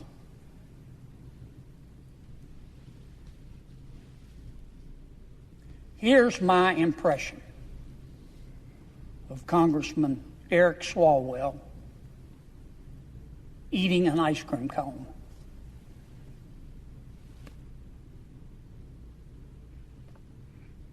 You know why I do that? Life is hard, but it's harder when you're stupid. And if you're going to be stupid, by God, you better be tough. This is no country for creepy old men.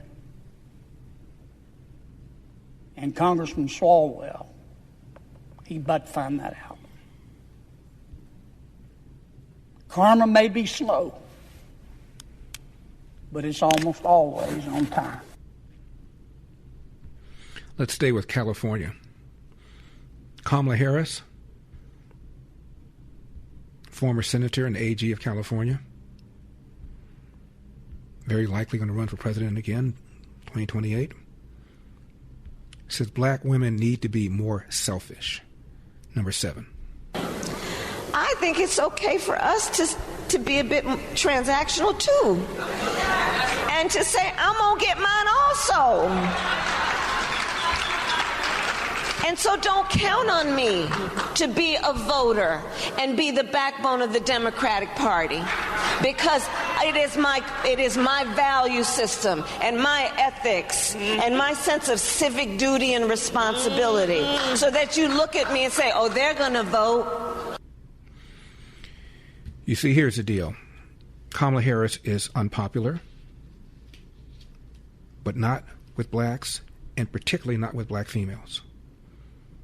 I saw a poll that had her support among blacks at 80% when she was running. It wasn't divided by gender, but I assure you her support among black females is even higher.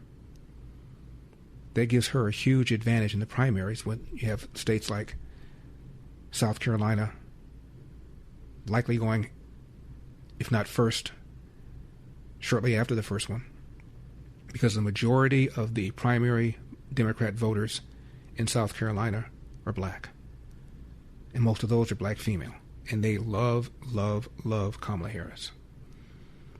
You know who she blames for her loss of 2024? Misinformation and disinformation. Number 1. Who do you regard as your biggest opponent in this election? Was it Time? Was it Trump? Was it the Biden administration? Who was the biggest foe? That's a wonderful way to think of it. Well, there were many. Mm-hmm. I mean, there was the obvious one on the ballot. But I'd say probably almost in equal measure, Time and misinformation. Misinformation about what? Mis and disinformation about a number of things, whether it be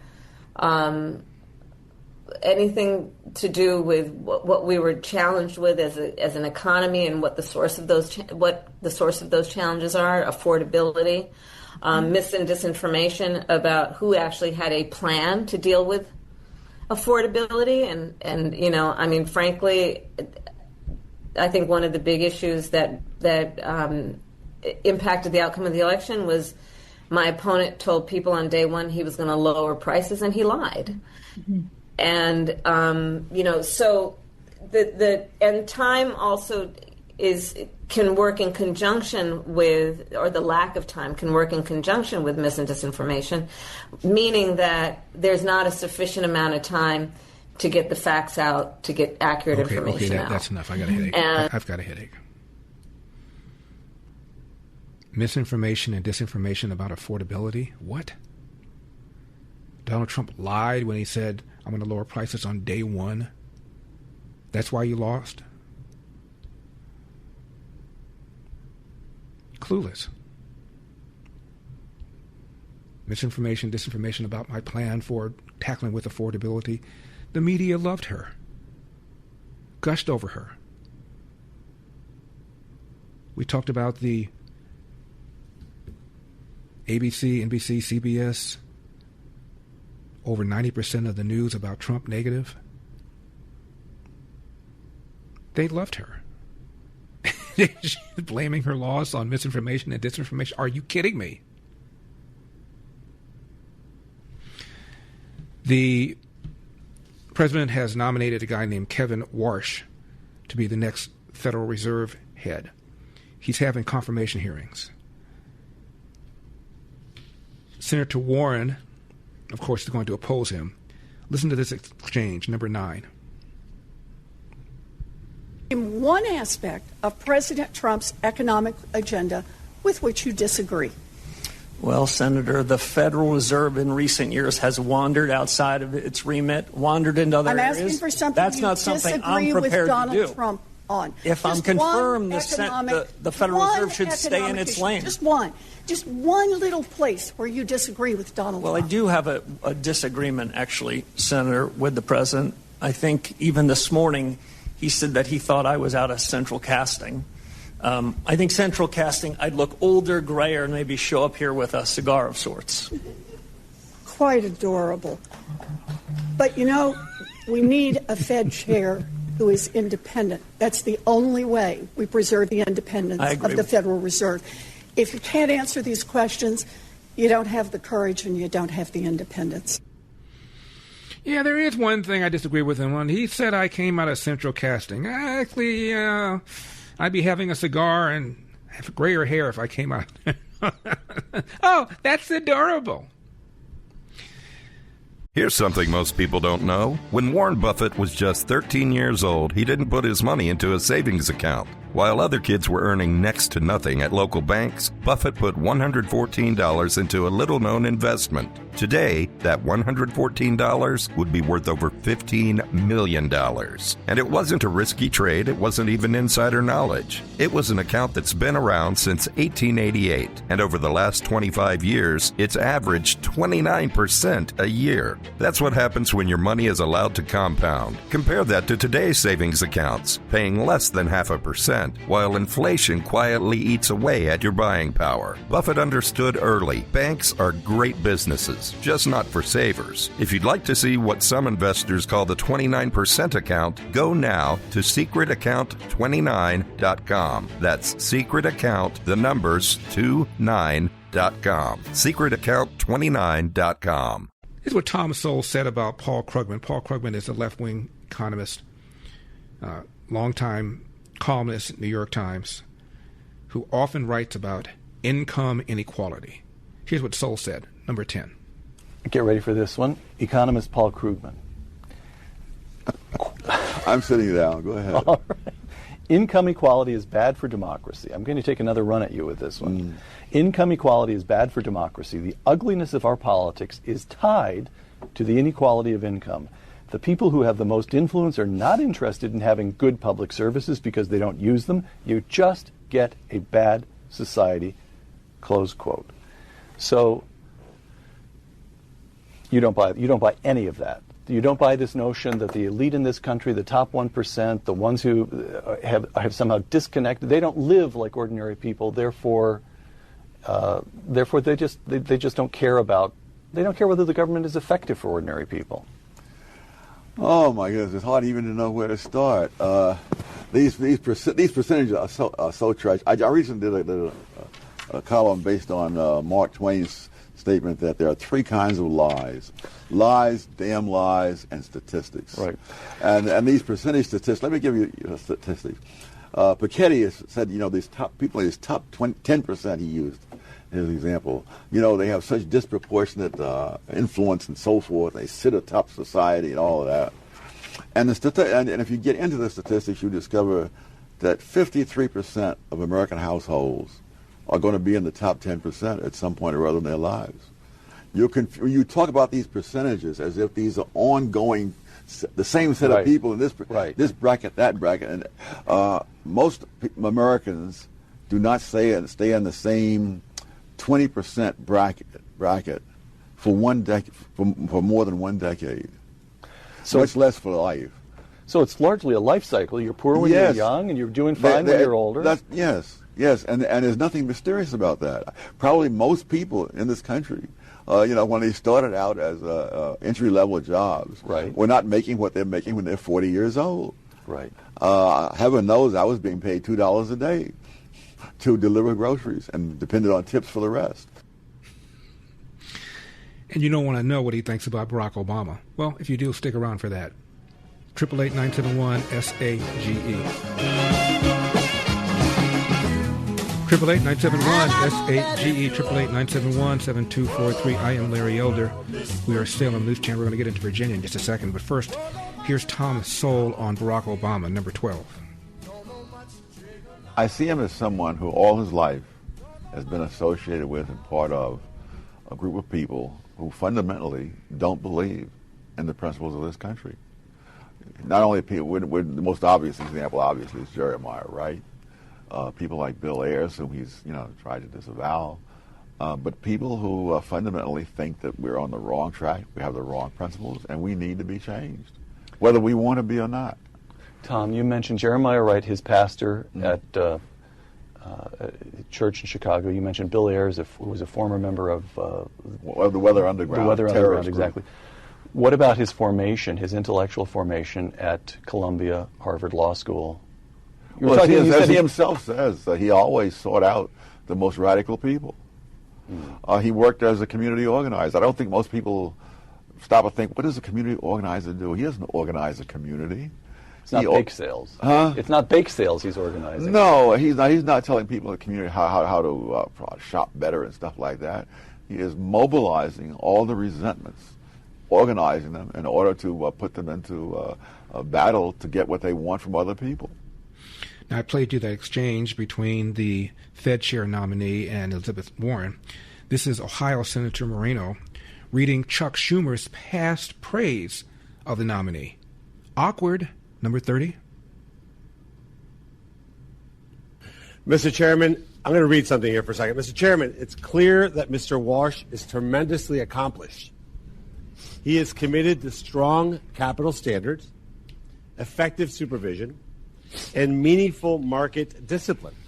He knows unequivocally that the Fed must be independent, non-ideological, and nonpartisan. And for this reason, I am proud to support his nomination. I wish I had said those words, but those are the words of Senator Chuck Schumer when he voted to confirm you, in fact, introduce you. So I would like to enter that into the record. As they say, there's nothing wrong with that, but it looks like Democrats used to love you at one point. Tucker Carlson, a former Trump supporter turned Trump antagonist. In fact, Tucker Carlson, I understand, was at the White House and tried to talk President Trump out of attacking Iran. And then when he attacked Iran, Tucker Carlson turned against Trump and is now apologizing for supporting him and for encouraging others to vote for him. Let's hear some of it, number 13. You and I and everyone else who supported him, you wrote speeches for him, I campaigned for him. I mean, we're implicated in this for sure. Yes. It's not enough to say, well, I changed my mind, or like, oh, this is bad, I'm out. It's like, in very small ways, but in real ways, you and me and millions of people like us are the reason this is happening right now. Yes. So I do think it's like a moment to wrestle with our own consciences. We'll be tormented by it for a long time. I will be. And I want to say I'm sorry for misleading people. It was not intentional. That's all I'll say. But anyway, the question does present itself immediately, like, what is this? Was this always the plan? You don't want to be a conspiracy nut, but like, clearly there were signs of low character. We knew that. Yes. Okay. But it didn't. That's enough. By the way, he's talking to his brother. This is a comedian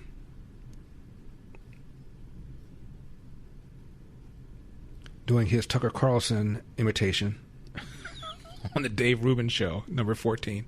I mean, like, who even is Dave Rubin? I don't even know what that means. I don't even know who that is, actually, like at all. So what did you mean when you said Dave Rubin doesn't have a soul? I did say he doesn't have a soul. I was talking about the soles of his feet, actually. Like, I from what I understand, he's flat-footed.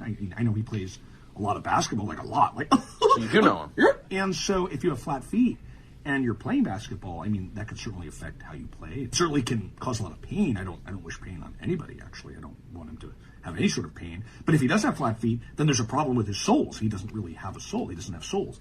And he might need Dr. Scholl's, which can help. I think Dr. Scholl's was a Jewish man. I have no problem with that at all. Like at all. But if he was a white person, there's no problem with that either. Period. What?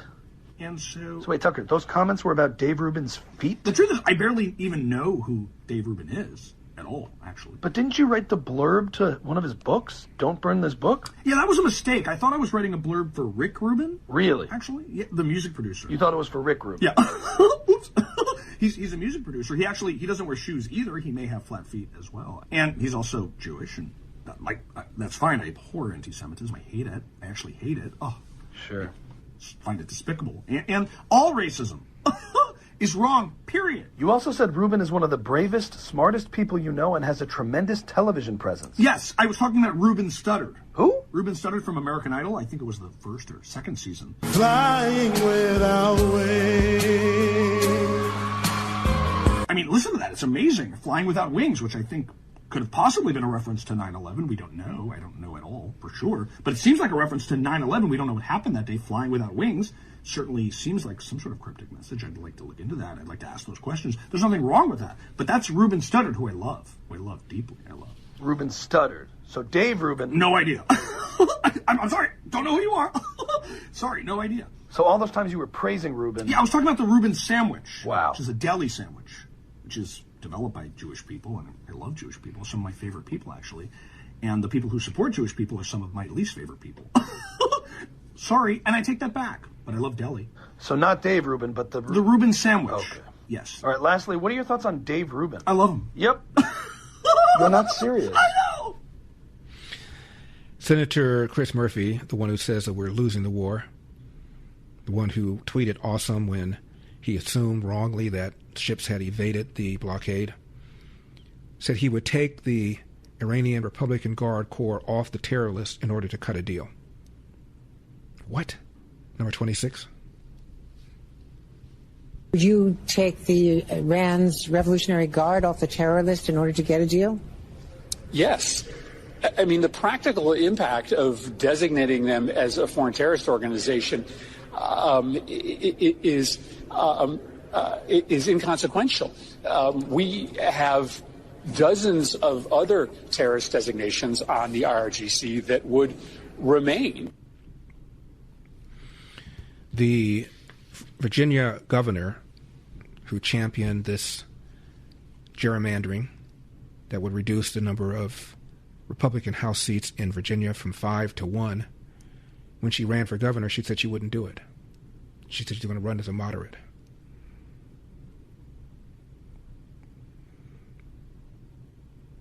Ken Cuccinelli, the former Virginia AG, was on with Scott Jennings and talked about this cockamamie redistricting, which a judge has already stopped as unconstitutional, a lower court judge, and of course it's being appealed. I'm going to talk about that. Talking about a state where roughly half are Republicans, half are Democrats that are declared. And you're going to reduce the number of House seats in that state that are held by Republicans from 5 to 1? Are you kidding? And the voters in Virginia voted to do that. Why? Well, in order to stop Donald Trump. 888-971-SAGE. I'm Larry Elder. And I know that if you love me too, what a wonderful world this would be. La ta ta ta ta ta ta. Yes. 888-971-SAGE. 888-971-7243. I am Larry Elder. We are Salem News Channel. Coming to you from the Relief Factor studio. Don't forget your Relief Factor, 800-4RELIEF, 800 the number for relief. The Secretary of Navy, his name is John Phelan, is leaving his position effective immediately, according to a Pentagon spokesman. He's a businessman, no prior military experience. He and his wife raised a bunch of money for Trump's campaign before he was confirmed as Navy Secretary. At the time, Trump said, quote, "John will be a tremendous force for our naval service members and a steadfast leader in advancing my America First vision. He will put the business of the U.S. Navy above all else," end of quote. According to CNN, unclear what led to his departure. Now, speaking of intrigue,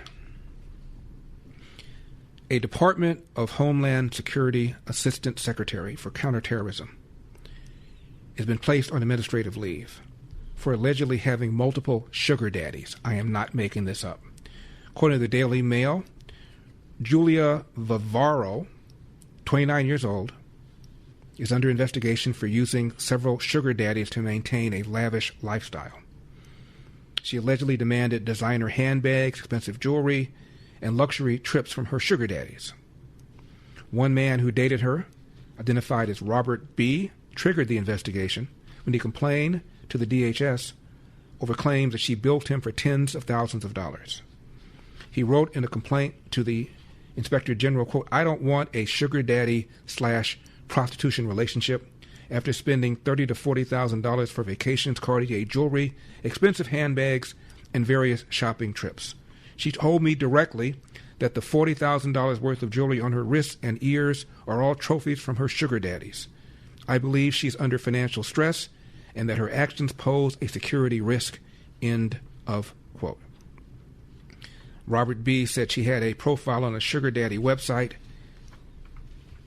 She denied it, called him a bitter ex-boyfriend, and she said she did nothing wrong by going on vacation with an ex-boyfriend. Robert B. apparently is an executive. He said she was attractive and I swiped right. She earned a Ph.D. in Homeland Security in 2024 and has served as Deputy Assistant Secretary for Counterterrorism since May of 2025. Robert B. said he took her on first-class trips to Aruba, Italy, San Diego, and South Carolina during their time together. But he said he could never spend enough to keep her happy, according to an interview he did with the Daily Mail. So now she's on administrative leave. Check this out. A writer for the magazine company that owns Vogue, in an interview with Hassan Piker, says that she steals food from Whole Food markets because the supermarket, which is owned by billionaire Jeff Bezos, can afford the losses and mistreats its workers. She's worked at Vogue since 2016. She said there are a number of items and products she would not feel guilty about stealing, including sharing her Netflix password and stealing music from other Spotify accounts. She said she would cheer on, her term, not mine, anyone stealing priceless art from the Louvre. Quote, "I think that stealing from a big box store is not a very significant moral wrong, nor is it significant in any way as a protest or direct action, but I did steal from Whole Foods on several occasions." By the way, she owns a $2.2 million brownstone home in Brooklyn. 5-bedroom, 4-bath, in an area of Brooklyn called Clinton Hill. She's married, by the way, to an architect. They also own a cabin in upstate New York that is now worth about $500,000. And when she was telling this to Piker, Piker also agreed that it really wasn't immoral to steal from the store, because after all, billionaire owns it, and we shouldn't have billionaires anyway. Hard to make that up. We come back, we're going to talk about Virginia. A judge has blocked the redistricting plan, even though the referendum passed. Judge says it's unconstitutional. Now, life, liberty, and the pursuit of happiness. Those words weren't written for history books. They were written for you. But it's hard to pursue happiness when pain is part of everyday life. Relief Factor was created to help people address inflammation, one of the most common causes of ongoing aches and pain from aging, overexertion, and daily living. It's a 100% drug-free, research-based formula that works through multiple metabolic pathways to support comfort and mobility. No prescription, no masking symptoms, just real relief so you can keep moving forward. I've told you about my buddy Tom, an avid golfer, who's out on the course almost every single day. He says without Relief Factor, he wouldn't be able to swing freely because of shoulder pain and back pain, but now he's swinging freely. As America celebrates 250 years of independence, give yourself the chance to reclaim yours. Relief Factor, because freedom just feels better without pain. Try Relief Factor today for just $19.95, less than $1 a day. Your 3-week quick start is ready for you. Visit ReliefFactor.com, ReliefFactor.com, or call 800-4-RELIEF, 800-4-RELIEF.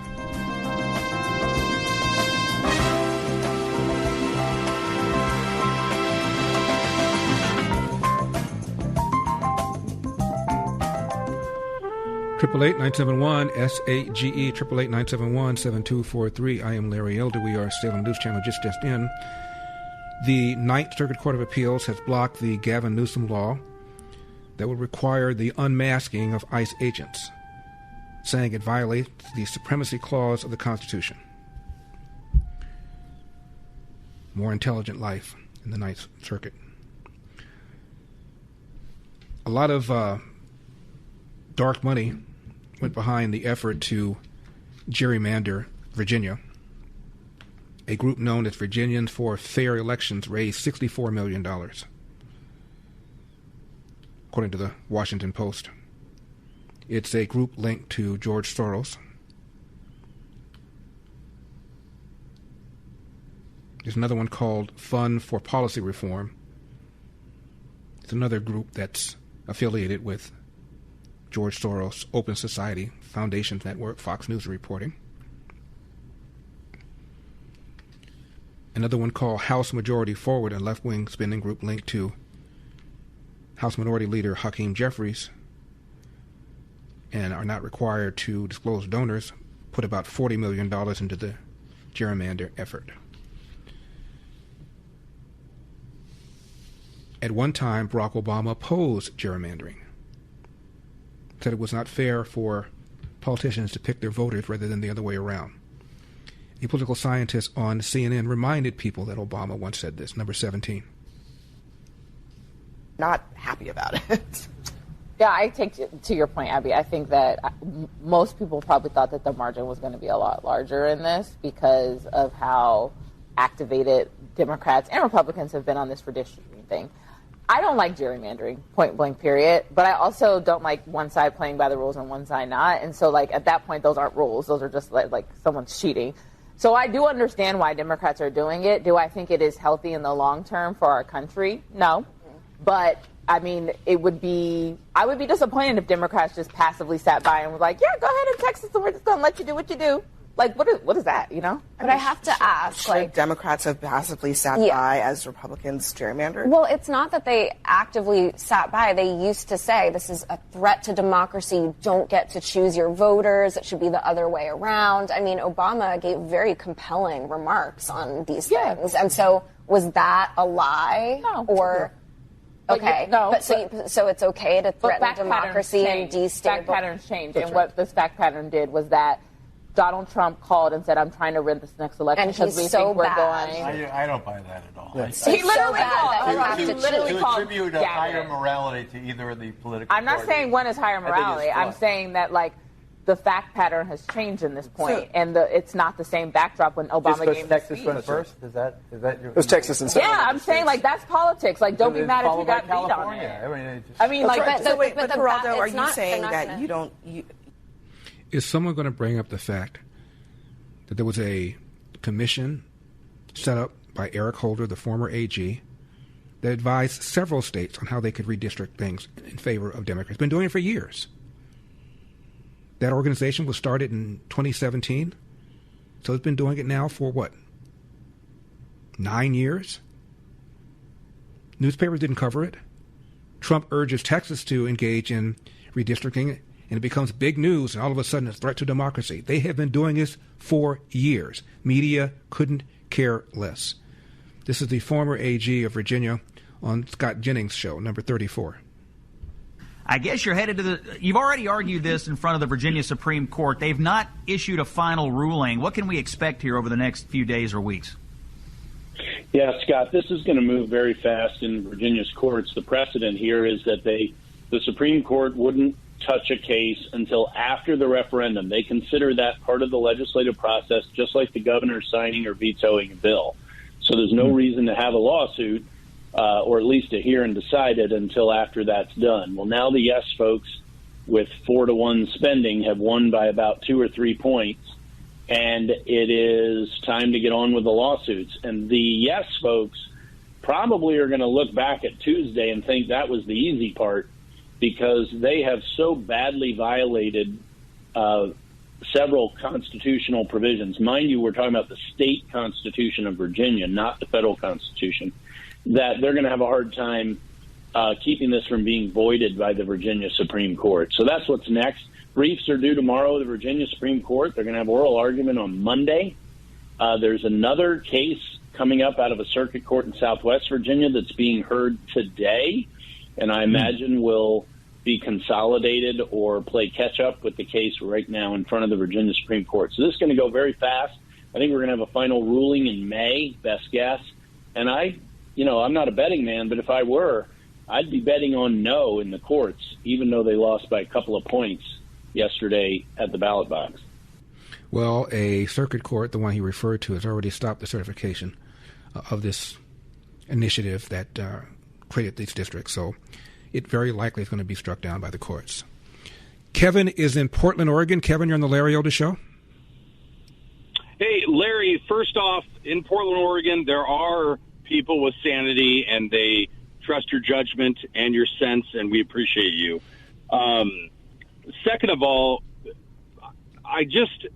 dealing with a lot of the people around me, explaining to them why Virginia and their gerrymandering isn't in line with just normal policies of, for example, Texas having an influx of people and having to change district maps because of population, not to mention Biden's census that was discredited by his own Census Department. I just hoped you could expound on that to explain to people a little bit better so that it makes it more sensible to understand why Virginia doing this is not about Virginia. It's about the national stage, which is a hijacking, in my mind, of House seats and just, the Trump derangement syndrome, because we all know it exists, and it's just hard to argue with people or even debate people that are suffering from this, because it's a form of mental illness in my mind of just ignoring the truths, no matter how good they can be for our country. I got your question. I'll take it on the other side. Thank you for calling.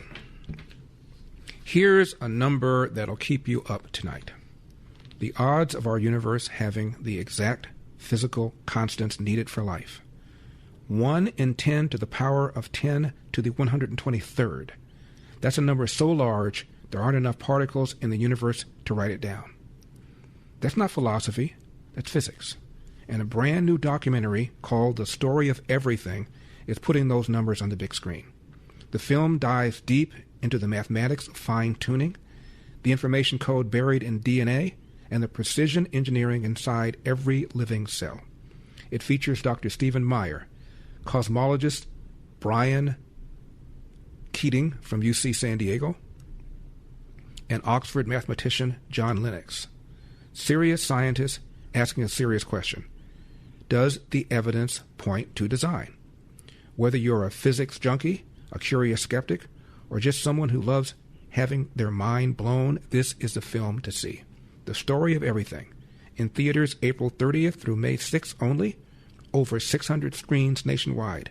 Get tickets now at thestoryofeverything.film. That's thestoryofeverything.film.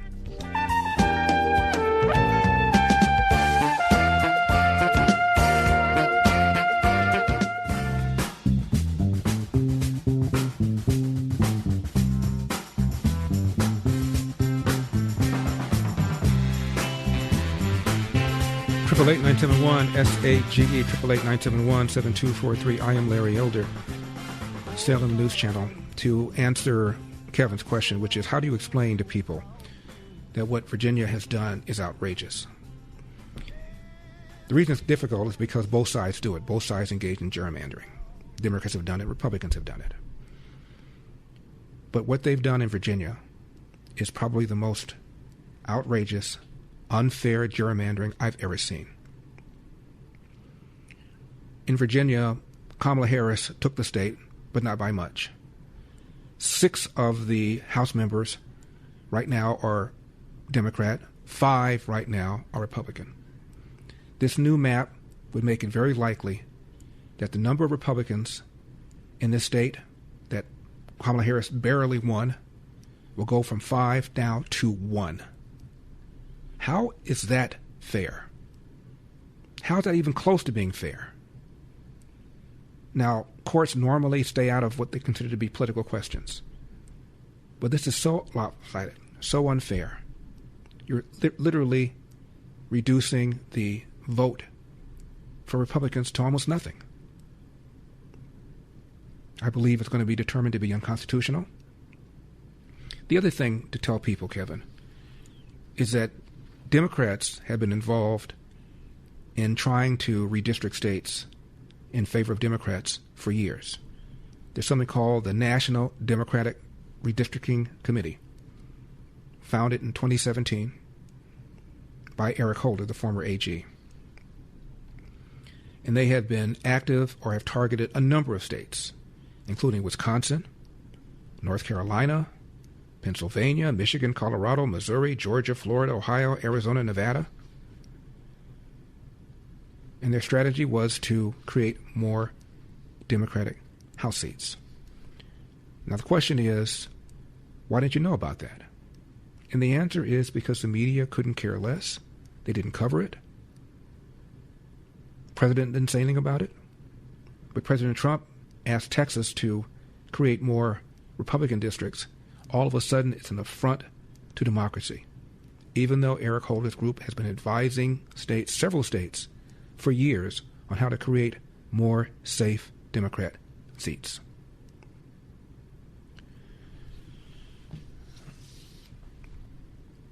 Sheila Clark is the president of the California Hospice and Palliative Care Association.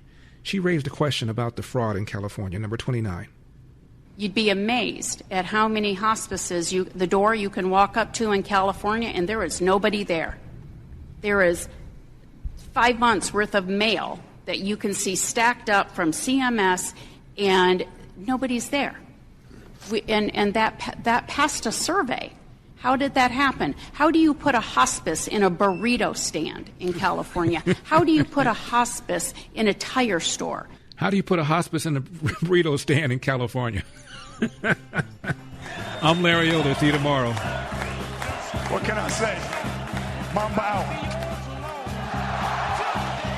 The mic has been dropped. All across America. That's enough. Put down the mic. The Larry Elder Show.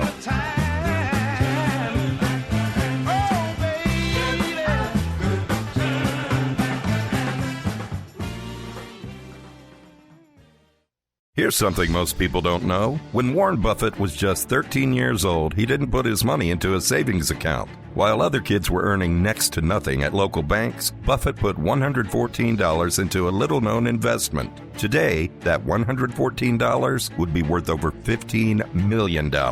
And it wasn't a risky trade. It wasn't even insider knowledge. It was an account that's been around since 1888. And over the last 25 years, it's averaged 29% a year. That's what happens when your money is allowed to compound. Compare that to today's savings accounts, paying less than 0.5%. While inflation quietly eats away at your buying power. Buffett understood early, banks are great businesses, just not for savers. If you'd like to see what some investors call the 29% account, go now to secretaccount29.com. That's secretaccount, the numbers 29.com. Secretaccount29.com.